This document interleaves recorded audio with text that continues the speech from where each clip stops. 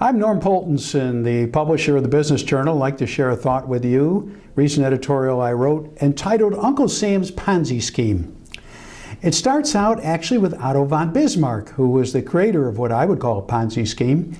Back in 1889, Otto, who was the first Chancellor of Germany, created a social insurance scheme, a plan, if you will.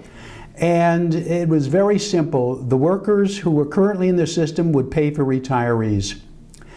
The amount paid is not recorded, but what was interesting is that he set the retirement age at 70 years.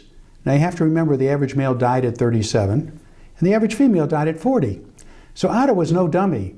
He pegged it at 70, and in fact the rascal lived well into his 80s and collected from his own system. Now let's fast forward to 1920 and Charles Ponzi, for whom this famous scheme is actually named. Ponzi was an immigrant who came up with the idea that the equivalent of Italian stamps and American stamps, that difference could be profit. And so he traded the Italian version for the American stamps and promised 50% return to his investors in 45 days. Who's going to pass up a deal like that? So in the city of Boston in 1920, he became a very famous man. Problem was, Charles' scheme imploded, simply because those who come in first into the scheme are always rewarded, because those who follow end up paying the money into the scheme, which is then used to pay the original investors. And it goes on until the system collapses. In today's money, Ponzi took the public for about $225 million.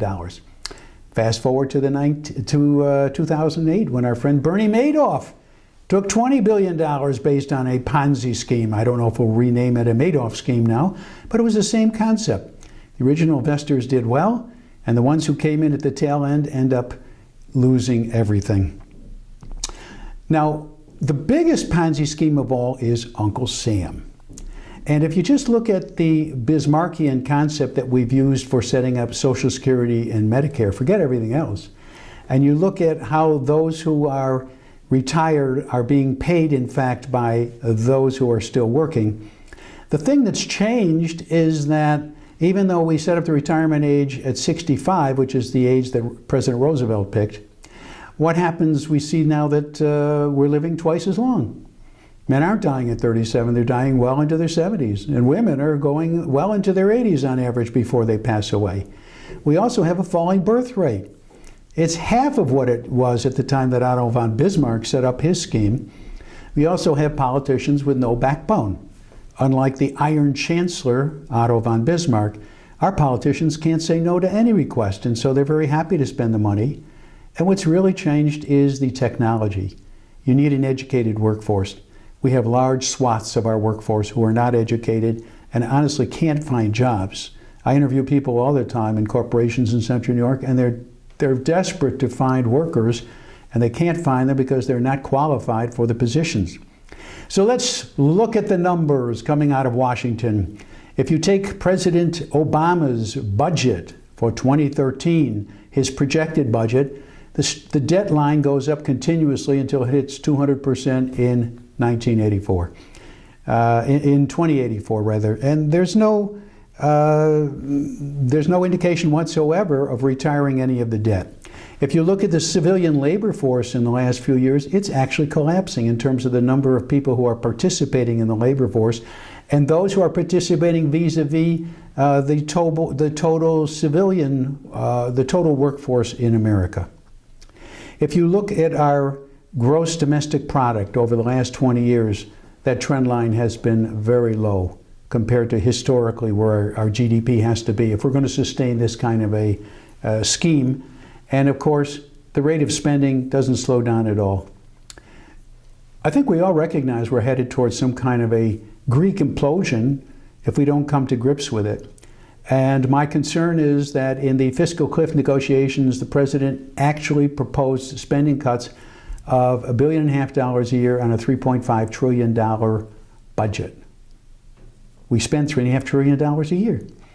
That comes to 44 cents per $1,000 spent, ladies and gentlemen. Let me repeat that number to you. 44 cents the president wants to cut out of every $1,000 spent, and that's considered a serious proposal. Takes me back to the days of Harry Truman and to a president who left office when Dwight Eisenhower came in, and he drove himself and Bess home in their own car. No Secret Service. He had a pension from the Army of $13,000 that he lived on. He licked his own stamps. He bought his own food. Harry Truman was invited to sit on a number of corporate boards, and the members of the corporate boards proposed to pay him very substantial funds. He refused every one because he says, you don't want me, you want access to the office of the president, and frankly, it's not for sale.